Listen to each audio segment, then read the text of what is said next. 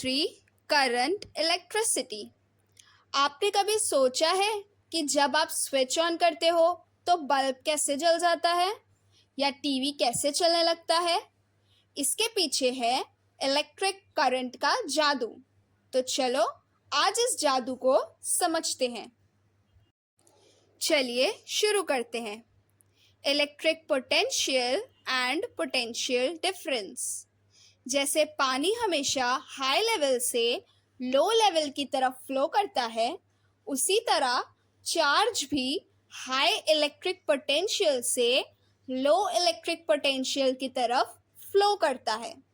Electric potential एक point पर किसी यूनिट पॉजिटिव चार्ज को इन्फिनिटी से उस पॉइंट तक लाने में जो वर्क होता है वो उस पॉइंट का इलेक्ट्रिक पोटेंशियल कहलाता है।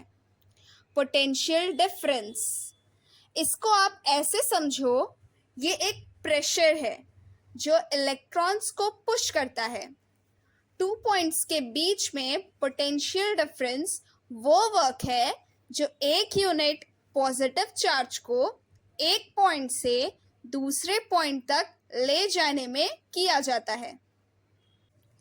Formula V is equal to work upon Q। V potential difference है, W वर्क है, Q चार्ज है। इसका मतलब 1 वोल्ट पोटेंशियल डिफरेंस तब होगा जब 1 जूल वर्क हो 1 कूलम चार्ज को मूव करने में। पोटेंशियल डिफरेंस की SI यूनिट है वोल्ट। इलेक्ट्रिक करंट, सबसे पहले इलेक्ट्रिक करंट क्या होता है? What is electric current? जैसे नदी में पानी बहता है, वैसे ही वायर्स में चार्ज के पार्टिकल्स, जिनको हम इलेक्ट्रॉन्स कहते हैं, फ्लो करते हैं। इस फ्लो को ही हम इलेक्ट्रिक करंट कहते हैं। आपके बुक में एक फॉर्मूला दिया गया है, I is equals to Q upon T। यहाँ I करंट है, Q चार्ज है, जैसे पॉजिटिव या नेगेटिव, T टाइम है, तो I is equals to total charge flowing upon time taken। इसका मतलब एक पर्टिकुलर टाइम में किसी पॉइंट से कितना चार्ज फ्लो हुआ, उससे हम करंट निकाल सकते हैं। करंट की SI यूनिट है ampere. 1 ampere is equals to 1 coulomb of charge flowing in 1 second. छोटे यूनिट्स भी होते हैं, जैसे 1 milli ampere, 1 micro ampere. Important point, current की डायरेक्शन कन्वेंशनली इलेक्ट्रॉन्स के फ्लो के अपोजिट मानी जाती है। तो अगर इलेक्ट्रॉन्स नेगेटिव से पॉजिटिव की तरफ जा रहे हैं तो करंट पॉजिटिव से नेगेटिव की तरफ जा रहा है। इलेक्ट्रिक सर्किट, अब ये चार्ज फ्लो कैसे करेगा? इसके लिए एक पूरा पाथ चाहिए। A continuous or closed path of conducting wires and other components like bulbs, switches, etc. उसको हम इलेक्ट्रिक सर्किट कहते हैं। जैसे आपके घर की वायरिंग, स्विच से लेकर बल्ब तक और वापस स्विच तक। जब ये पाथ कंप्लीट होता है तब करंट फ्लो करता है। अगर पाथ कहीं से भी ब्रेक हो जाए, जैसे स्विच ऑफ करने पर, तो करंट फ्लो नहीं करेगा और बल्ब नहीं जलेगा। रेजिस्टेंस, हर मटेरियल करंट के फ्लो को थोड़ा रोकता है। इस रुकावट को ही रेजिस्टेंस कहते हैं। Resistance, it is the property of a conductor to oppose the flow of electric current. इसका मतलब है हाई रेजिस्टेंस वाले मटेरियल से करंट मुश्किल से फ्लो करता है और लो रेजिस्टेंस वाले मटेरियल से आसानी से। रेजिस्टेंस की SI यूनिट है ओम। आपके टेक्स्ट बुक में एक और इम्पॉर्टेंट पॉइंट दिया है, ओम्स लॉ। ओम्स लॉ के अकॉर्डिंग एक कंडक्टर में करंट उसके एंड्स के बीच पोटेंशियल डिफरेंस के डायरेक्टली प्रोपोर्शनल होता है, प्रोवाइडेड फिजिकल कंडीशंस जैसे टेम्परेचर सेम रहे।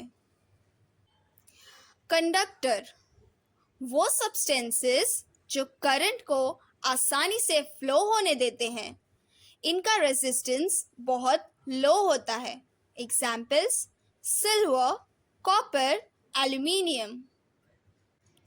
इंसुलेटर वो सब्सटेंसेस जो करंट को बिल्कुल भी या बहुत मुश्किल से फ्लो होने देते हैं, इनका रेजिस्टेंस बहुत हाई होता है। Example rubber, would, glass. Semiconductor ऐसे सब्सटेंसेस जो नॉर्मल कंडीशंस में इंसुलेटर्स होते हैं, लेकिन कुछ कंडीशंस में कंडक्टर्स की तरह बिहेव करते हैं। जर्मेनियम और सिलिकॉन इसके एग्जाम्पल्स हैं। आज हम इलेक्ट्रिसिटी की दुनिया के कुछ महान साइंटिस्ट से मिलेंगे, जिनके कंट्रीब्यूशंस के बिना ये सब्जेक्ट अधूरा है। Introduction to scientist. जब भी हम साइंस पढ़ते हैं तो उसके पीछे कितने सारे साइंटिस्ट की मेहनत होती है। उन्होंने एक्सपेरिमेंट्स किए, थ्योरीज बनाई और रूल्स दिए, जिससे हम आज इन कंसेप्ट्स को समझ सकते हैं। चलो कुछ ऐसे ही साइंटिस्ट के बारे में जानते हैं। एलेसैंड्रो वोल्टा ये एक इटालियन साइंटिस्ट थे जिन्होंने फर्स्ट इलेक्ट्रिक सेल बनाया था। उनके इस इन्वेंशन ने इलेक्ट्रिसिटी को स्टडी करना पॉसिबल बनाया। इससे पहले साइंटिस्ट सिर्फ स्टैटिक इलेक्ट्रिसिटी के बारे में ही जानते थे। उनके इस महान कंट्रीब्यूशन को ऑनर करने के लिए पोटेंशियल डिफरेंस की यूनिट को वोल्ट कहा गया। तो जब हम 10 वोल्ट्स या 220 वोल्ट्स कहते हैं तो हम वोल्टा को याद करते हैं। एंड्रे मैरी एम्पेयर ये एक फ्रेंच मैथमेटिशियन और साइंटिस्ट थे। उन्होंने इलेक्ट्रिसिटी पर बहुत सारे एक्सपेरिमेंट्स किए और करंट के फ्लो को मेजर करने के तरीके डिस्कवर किए। उनके इस एक्स्ट्राऑर्डिनरी वर्क को रिस्पेक्ट देने के लिए इलेक्ट्रिक करंट की यूनिट को एम्पेयर कहा गया। तो जब हम 5 एम्पेयर्स या 10 एम्पेयर्स कहते हैं तो हम एम्पेयर को याद करते हैं। जॉर्ज साइमन ओम ये एक जर्मन फिजिसिस्ट थे। उन्होंने रेजिस्टेंस को मेजर करने के लिए एक लॉ दिया, जिसे हम ओम्स लॉ के नाम से जानते हैं। V is equals to IR। इस लॉ ने रेजिस्टेंस को क्वांटिफाई करना पॉसिबल बनाया। उनके इस कंट्रीब्यूशन को ऑनर करने के लिए रेजिस्टेंस की यूनिट को ओम कहा गया। इसका सिंबल ओमेगा होता है। तो स्टूडेंट्स, ये थे वो 3 महान साइंटिस्ट जिनके नाम इलेक्ट्रिसिटी के 3 फंडामेंटल कंसेप्ट से जुड़े हैं। पोटेंशियल डिफरेंस वोल्ट यानी वोल्टा, current ampere ampere, resistance Om Om. अगली बार जब भी आप वोल्ट, एम्पेयर या ओम वर्ड सुनो तो इन साइंटिस्ट को जरूर याद करना। Science is not just about formulas, it's also about the people who made these discoveries. Domestic electrical connections. Students, आपके घर में जो इलेक्ट्रिसिटी आती है वो एक बड़े केबल के थ्रू आती है, या तो पोल से या अंडरग्राउंड केबल से। इस केबल में 3 तरह के वायर्स होते हैं, live wire, neutral wire, earth wire. Live wire ये वो वायर है जो करंट लाता है। इसका इंसुलेशन या तो रेड होता है या ब्राउन। इसमें 220 वोल्ट का हाई पोटेंशियल होता है। न्यूट्रल वायर, ये वो वायर है जिससे करंट वापस जाता है। इसका इंसुलेशन ब्लू या ब्लैक होता है।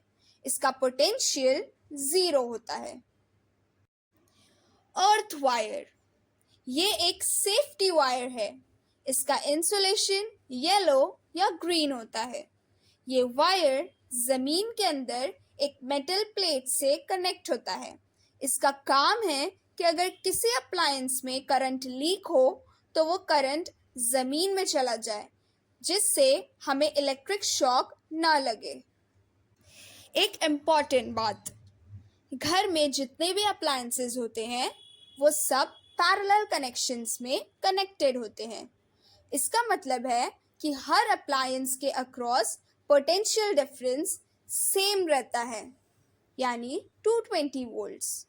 इससे एक अप्लायंस को बंद करने या खराब होने पर दूसरे अप्लायंसेस पर कोई फर्क नहीं पड़ता। फ्यूज वायर, आपके घर के इलेक्ट्रिकल अप्लायंसेस को हाई करंट से बचाने के लिए एक बहुत ज़रूरी डिवाइस यूज होता है जिसे फ्यूज वायर कहते हैं। What is it? Fuse wire एक स्पेशल मटेरियल से बना होता है जिसका मेल्टिंग पॉइंट बहुत कम होता है। How does it work? इसे सर्किट में सीरीज में कनेक्ट किया जाता है। जब कभी सर्किट में करंट उसकी कैपेसिटी से ज़्यादा फ्लो करता है, जैसे शॉर्ट सर्किट या ओवरलोड होने पर, तो फ्यूज वायर गर्म होकर पिघल जाता है। रिजल्ट, जब फ्यूज वायर पिघल जाता है तो सर्किट ब्रेक हो जाता है और करंट का फ्लो रुक जाता है। इससे हाई करंट आपके एक्सपेंसिव अप्लायंसेस तक नहीं पहुंच पाता और वो डैमेज होने से बच जाता है। Precautions when using electricity, electricity बहुत यूजफुल है, लेकिन इसका गलत यूज डेंजरस हो सकता है। कुछ ज़रूरी प्रिकॉशंस जो हमें हमेशा फॉलो करने चाहिए।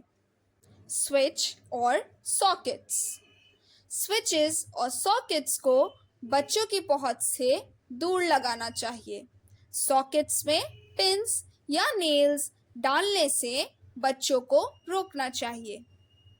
अप्लायंस हैंडलिंग, जब भी किसी इलेक्ट्रिकल अप्लायंस को साफ कर रहे हो तो सबसे पहले उसका स्विच ऑफ करो और प्लग सॉकेट से निकाल लो। ड्राई हैंड्स, गीला हाथ से कभी भी स्विच या प्लग को मत छूइए। रबर ग्लव्स और फुटवेयर पहनना अच्छा है, क्योंकि रबर एक इंसुलेटर है जो करंट को आपकी बॉडी से फ्लो होने से रोकता है। इलेक्ट्रिक शॉक, अगर किसी को इलेक्ट्रिक शॉक लगे तो उसे डायरेक्टली मत छूइए। सबसे पहले मेन स्विच बंद करो। अगर मेन स्विच दूर है तो किसी नॉन कंडक्टिंग चीज जैसे लकड़ी या रबर का रॉड से उस इंसान को करंट सोर्स से अलग करो।